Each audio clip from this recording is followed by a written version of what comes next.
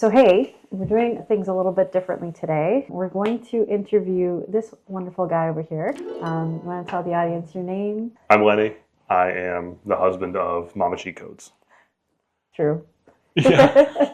And this is Isabella. She's joining us here today. She's 4 months old today, actually. So we'll get started. We're going to be talking to you about something that's a little controversial, and it's the dumb phone versus the smartphone. Now, you guys know that I'm a big tech nerd. I really like new tech, cutting edge stuff. But today is going to be a little bit different because we're going to be talking to you about what Len has started doing lately. So let's jump right in. First things first. Okay. Tell the good people what that thing is that's on the Okay. table. So this rose goes by many names. So on the official website, I believe this is the TCL Flip 2. I picked it up for my carrier. They're calling it the TCL Flip 6, which I don't actually believe exists because when I go to the TCL Flip website, I think it only goes up to 4, maybe. Freedom is really trying to sell me Right. on the advancedness of this phone. Right. Yeah. Okay, let me jump in here for a second. 2 things that you need to know. During the week, Len uses the TCL Flip 2 as his main driver so that he can stay focused and really be present, as he mentions. His weekender phone, on the other hand, is his iPhone 14.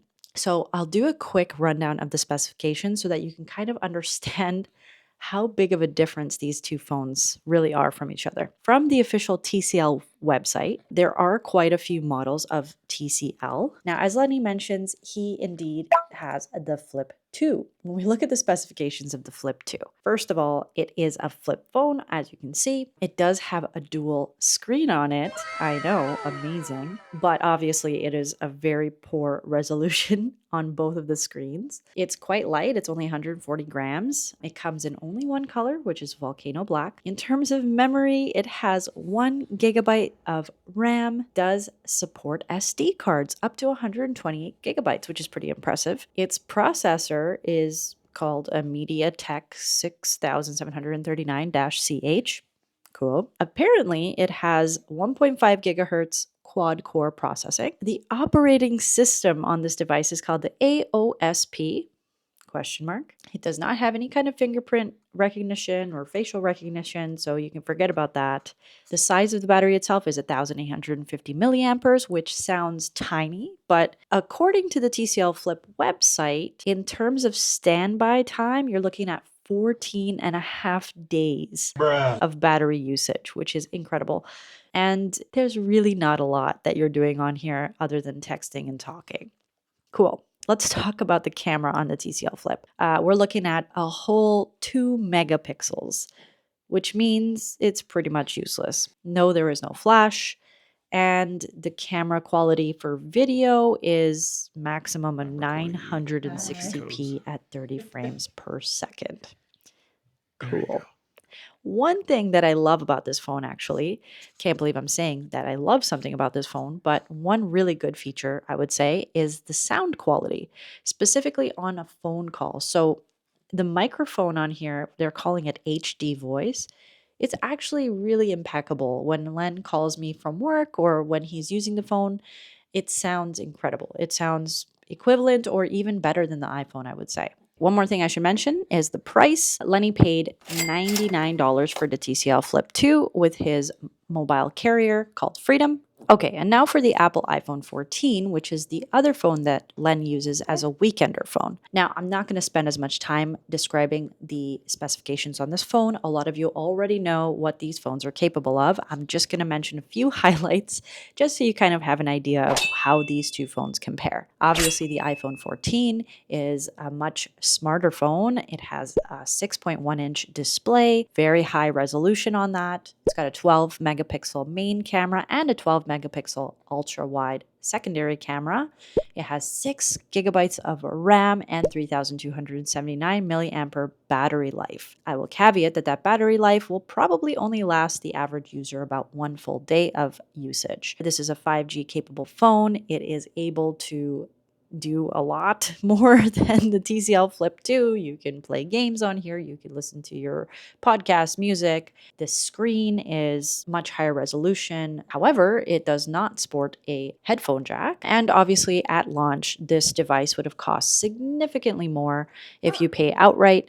We're talking about $1,100 Canadian at launch. Okay, back to the interview. Okay, cool. So TCL Flip 2. Yes, that's what this is. It is as you can see, it's a flip phone. It's a dumb phone. Ah, Yeah. very cool. It's a life changer, really, is what it is. Okay, what is a dumb phone? Everybody here knows what a smartphone is, I think. Yeah. You probably have one in your pocket. We're talking iPhone, Samsung, Yeah. a Google Pixel. Yeah. A whole bunch of other ones. But I don't think a lot of people know what a TCL Flip 2 really is. Like, what is a dumb No. phone? So it's kind of hard to say. There's a lot of gray area when it comes to a dumb phone. I actually Right. feel like it's a lot easier to define a smartphone because they kind of all do the same thing. Right. But dumb phones are basically like smartphones minus certain features. And depending, you can just take off certain things. Like you can have a full-on smartphone, but just put like an e-ink display on it. And some people would call that a dumb phone. Okay. This phone is full-on and really, really dumb. Okay. It doesn't really do anything that a smartphone would do. I would say the smartest thing that it does is it's like an MP3 player Oh, wow. as Okay. well. Yeah. Would you compare it to a Motorola Razr from the early 2000s? I think that's a really good comparison. Yes. Okay. Yeah. It has T9. It's a flip phone. It plays music. It Okay. has a very bad camera. Yeah, it technically has a web browser, but I've tested it a little bit. Maybe you will want to show them that later. I don't know. Yeah. But it has like 90% of the websites I've tried don't work. And it's such an awful user experience that you would just never even would want to go there. So who is like the typical audience for this phone? Are we talking the elderly? Yeah, I think according to the man at the store when I purchased the phone, because I was curious, I did some research when I was purchasing it. Yeah, it's the elderly. It's the elderly. Yeah, okay. I'm like, Yeah. you know, how many people like me are buying this phone right now? And he's like, none, zero. So the elderly mostly. Amazing. Yeah. First of all, walk me and everybody watching this through the moment where you thought, this is how I actualize my hopes and dreams. This is how I want to live my life. Yeah, I just found that, you know, obviously we have children. There's one of them right there. We have another one who's not here. And I had noticed that I was spending more time, especially around them, than I would have liked on my smartphone. Fair. And I wanted to, you know, prioritize being more present with them. And it was getting to a point where becoming like a compulsion. I would just always be wanting to reach it and check for it. And what are you looking for? Like messages? Like not even like interesting stuff, just like YouTube shorts. Yep. And like the news, just like obsessed with these Quick dopamine hits. dumb things. Yeah, it was getting to be too much. And so one day on my way home from work, I decided to just stop in at my local carrier. I did do a lot of research. Okay. Prior to this, the main reason I landed with this phone is because my carrier has very, very weird frequency bands, and this was kind of the only one that works with them. Oh, that's too bad. Yeah. One of the, you know, main reasons why, you know, I kind of felt compelled to switch was that I have like a bit of a metaphor here that I kind of, how I think about it and how I kind of frame it in my mind. If I had a toolbox filled with tools, you know, like a hammer and a screwdriver and a drill and all these things, great, cool, I have a toolbox. But when I start putting a Rubik's Cube and a Game Boy and board games in it, my toolbox stops becoming a toolbox and it starts to become a toy box. Yeah. And what I really want out of this device, maybe not this one because it's a little bit too dumb, is for it to be a toolbox. And I think that for my next phone, I do plan on getting another one afterwards, but I just want those utilities. You know, I want maps. I want good messaging. Podcast app would be okay. Being able to tap to pay, like an e-reader app so I can read books would also be nice. Just like those tools, like those features that actually make my life, you know, obviously, you know, like I'm not a Luddite. You know, I appreciate technology just as much as the next person, for sure. but it could be a bit of a blessing and a curse, and I just want to be more on like the blessing side than the curse side. 100%. Yeah. Okay, amazing. You talked about you're getting more time with your children.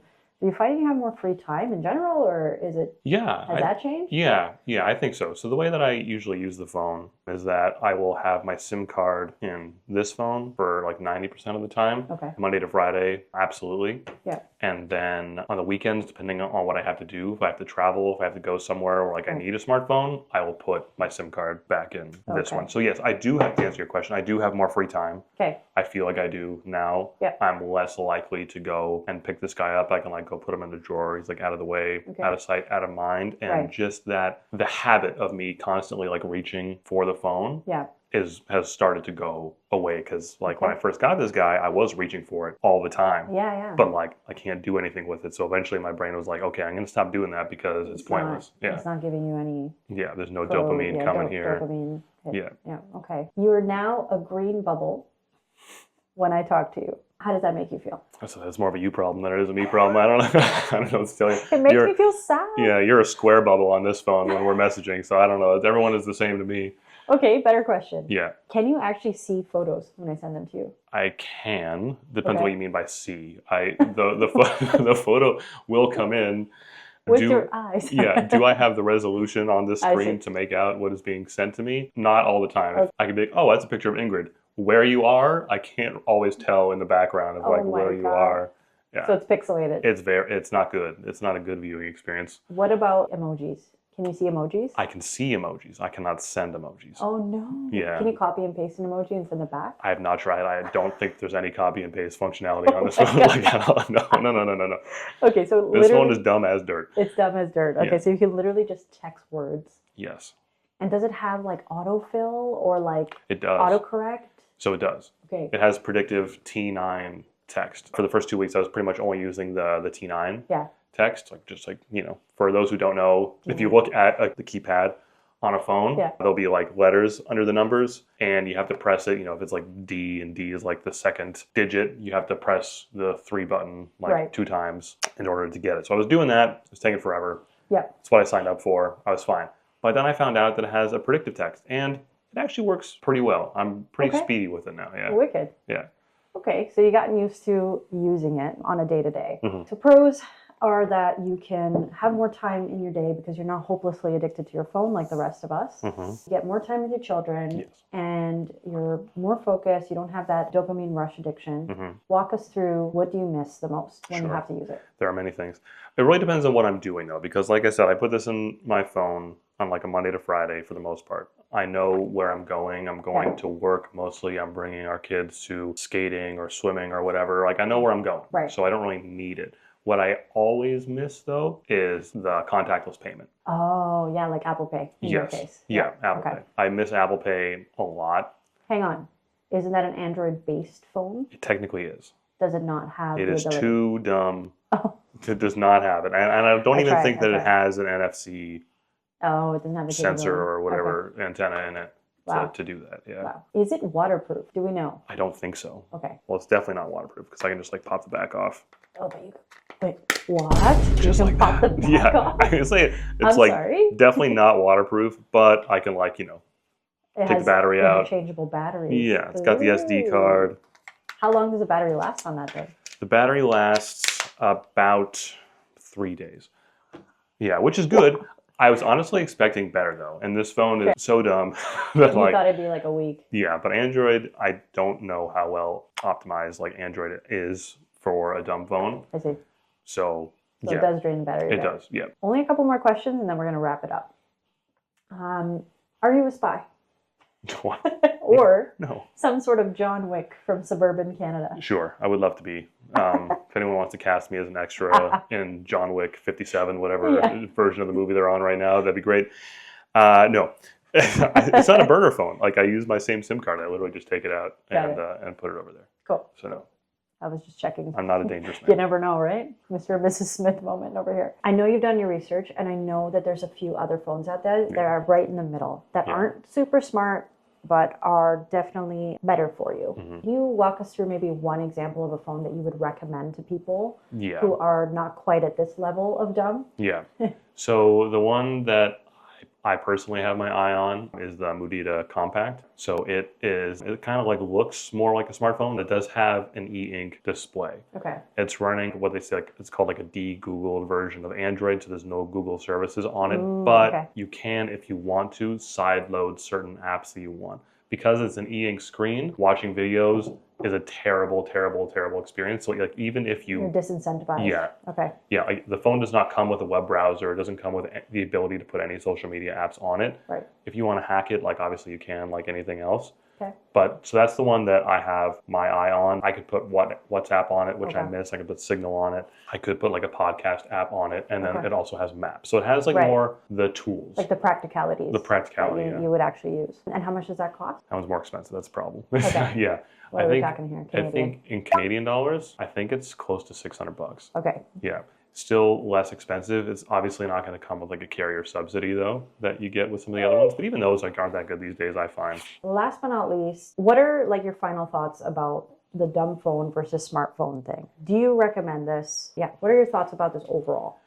Well, I think that it really depends on you as a person and kind of like where you are in your life. If you don't have an addiction or a bad relationship with your smartphone, then just keep on doing what you're doing. Like your life's great. Awesome. If you feel like you could cut back or you have tried cutting back, like I did many times, and you are unable to because the tentacles of all these social media apps are just too strong to resist. Like once they grab you, it's hard to put them down. It's hard to let go. Then maybe something like this is for you. Like I said, I think that like the hybrid solution like works really well. Just not being able to pick up my smartphone and like doom scroll in like the grocery line, like kind of forcing myself to be present and practicing presence is very, very nice if that is something that you are looking to do. It does come with its downsides.